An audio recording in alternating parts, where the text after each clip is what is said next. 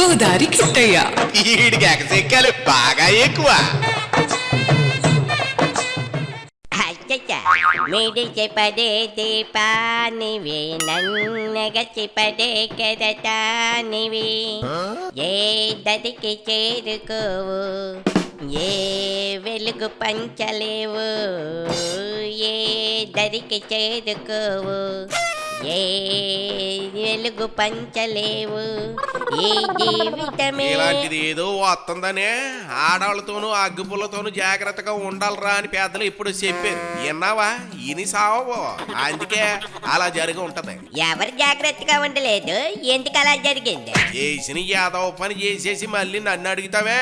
చెంబెట్టు కొట్టినట్టు మొహం శాట్ అయిపోద్ది. రే నువ్వు తప్పు చేసేసి పాటలు పాడేస్తే తప్పు ఒప్పు అయిపోద్ది అనుకుంటున్నావేంటి?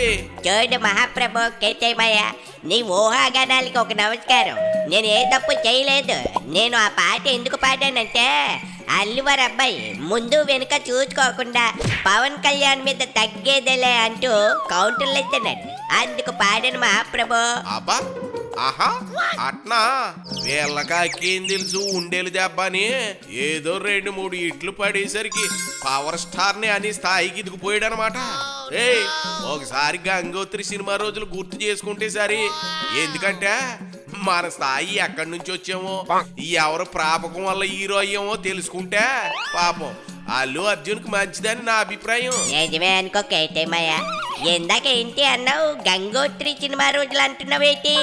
ఏంటేంట్రా, ఆ రోజుల్లో చిరంజీవి గారు అనే మనిషే లేకపోతే అల్లు అర్జున్ హీరో అయ్యేవాడా? తన మిత్రుడు రాఘవేంద్రరావు గారితో చెప్పి మొదటి సినిమా ఇట్టిచ్చేటట్లు చేసి ఒక దారి చూపించారు. మరి ఆ చిరంజీవి తమ్ముడి కంటే ఎక్కువైపోయాడా వైసీపీ ఫ్రెండ్? అక్కడే కదా స్టార్ట్ అయింది గొడవ. యానక్కడికి ఈయనలాంటిడే ఇంటి మౌడికి ఈతకళ్ళు, రంకు మౌడికి తాటుకళ్ళు పోసారట. నిజమే కెట్టిమయ్య, నాకు అనిపించిందే చేస్తా, నన్నెవరు ఏమీ చేయలేరని మిడిచి పడిపోతున్నాడు. ఇళ్ళకి కానీ పండగ గదిరా బాబు. నేను పాన్ ఇండియా స్టార్ అనుకుంటున్నాళ్ళలాగా ఉంది. చెప్పు మనోడికి ఈయన ఇప్పుడే అయ్యాడేమో pan India star. Pawan Kalyan అనే హీరో ఆయన బచ్చాగా ఉన్నప్పుడే పాన్ ఇండియా స్టార్ గా పేరు తెచ్చేసుకున్నాడు. ఏది ఏమైనా అలా మాట్లాడటం కరెక్ట్ కాదు మాయ.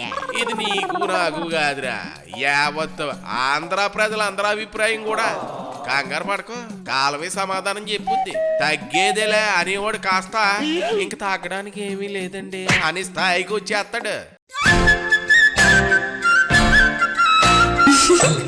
గోదారి కిట్టయ్య ఈడికి ఎగసెక్కాలి బాగా ఎక్కువ.